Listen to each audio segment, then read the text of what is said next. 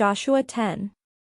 When King Adonizedek of Jerusalem heard how Joshua had taken Ai, and had utterly destroyed it, doing to Ai and its king as he had done to Jericho and its king, and how the inhabitants of Gibeon had made peace with Israel and were among them, he became greatly frightened, because Gibeon was a large city, like one of the royal cities, and was larger than Ai, and all its men were warriors.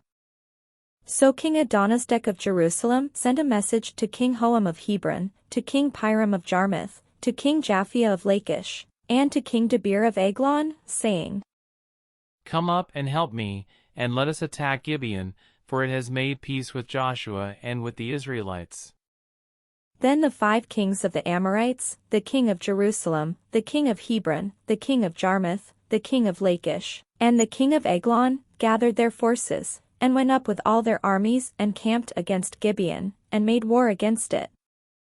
And the Gibeonites sent to Joshua at the camp in Gilgal, saying, Do not abandon your servants. Come up to us quickly, and save us, and help us. For all the kings of the Amorites who live in the hill country are gathered against us. So Joshua went up from Gilgal, he and all the fighting force with him, all the mighty warriors. The Lord said to Joshua, Do not fear them, for I have handed them over to you. Not one of them shall stand before you. So Joshua came upon them suddenly, having marched up all night from Gilgal. And the Lord threw them into a panic before Israel, who inflicted a great slaughter on them at Gibeon, chased them by the way of the ascent of Betheron, and struck them down as far as Azekah and Makkedah. As they fled before Israel, while they were going down the slope of Beth Horon, the Lord threw down huge stones from heaven on them as far as Azekah, and they died. There were more who died because of the hailstones than the Israelites killed with the sword. On the day when the Lord gave the Amorites over to the Israelites, Joshua spoke to the Lord, and he said in the sight of Israel, Sun, stand still at Gibeon, and moon, in the valley of Ajalon. And the sun stood still, and the moon stopped, until the nation took vengeance on their enemies. Is this not written in the book of Jasher? The sun stopped in mid-heaven, and did not hurry to set for about a whole day. There has been no day like it before or since, when the Lord heeded a human voice, for the Lord fought for Israel. Then Joshua returned, and all Israel with him, to the camp at Gilgal. Meanwhile, these 5 kings fled and hid themselves in the cave at Makkedah. And it was told Joshua, The 5 kings have been found, hidden in the cave at Makkedah. Joshua said, Roll large stones against the mouth of the cave, and set men by it to guard them, but do not stay there yourselves, pursue your enemies, and attack them from the rear. Do not let them enter their towns, for the Lord your God has given them into your hand. When Joshua and the Israelites had finished inflicting a very great slaughter on them, until they were wiped out, and when the survivors had entered into the fortified towns, all the people returned safe to Joshua in the camp at Makkedah. No one dared to speak against any of the Israelites. Then Joshua said, Open the mouth of the cave, and bring those 5 kings out to me from the cave.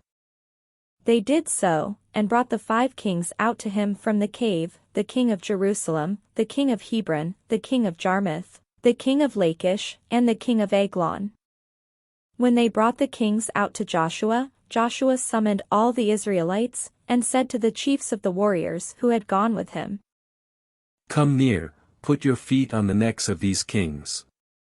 Then they came near and put their feet on their necks. And Joshua said to them, Do not be afraid or dismayed, be strong and courageous, for thus the Lord will do to all the enemies against whom you fight. Afterward Joshua struck them down and put them to death, and he hung them on 5 trees. And they hung on the trees until evening. At sunset Joshua commanded, and they took them down from the trees and threw them into the cave where they had hidden themselves. They set large stones against the mouth of the cave, which remain to this very day. Joshua took Makkedah on that day, and struck it and its king with the edge of the sword. He utterly destroyed every person in it. He left no one remaining. And he did to the king of Makkedah as he had done to the king of Jericho. Then Joshua passed on from Makkedah, and all Israel with him, to Libnah, and fought against Libnah. The Lord gave it also and its king into the hand of Israel, and he struck it with the edge of the sword, and every person in it. He left no one remaining in it, and he did to its king as he had done to the king of Jericho. Next Joshua passed on from Libnah, and all Israel with him, to Lachish, and laid siege to it, and assaulted it. The Lord gave Lachish into the hand of Israel, and he took it on the second day, and struck it with the edge of the sword, and every person in it, as he had done to Libnah. Then King Horam of Gezer came up to help Lachish, and Joshua struck him and his people, leaving him no survivors. From Lachish Joshua passed on with all Israel to Eglon, and they laid siege to it, and assaulted it, and they took it that day, and struck it with the edge of the sword, and every person in it he utterly destroyed that day, as he had done to Lachish.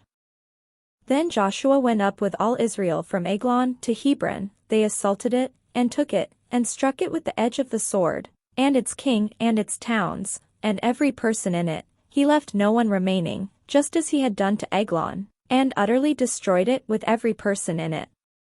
Then Joshua, with all Israel, turned back to Debir and assaulted it, and he took it with its king and all its towns. They struck them with the edge of the sword, and utterly destroyed every person in it, he left no one remaining, just as he had done to Hebron, and, as he had done to Libnah and its king, so he did to Debir and its king. So Joshua defeated the whole land, the hill country and the Negeb and the lowland and the slopes, and all their kings. He left no one remaining, but utterly destroyed all that breathed, as the Lord God of Israel commanded. And Joshua defeated them from Kadesh Barnea to Gaza, and all the country of Goshen, as far as Gibeon. Joshua took all these kings and their land at one time, because the Lord God of Israel fought for Israel. Then Joshua returned, and all Israel with him, to the camp at Gilgal.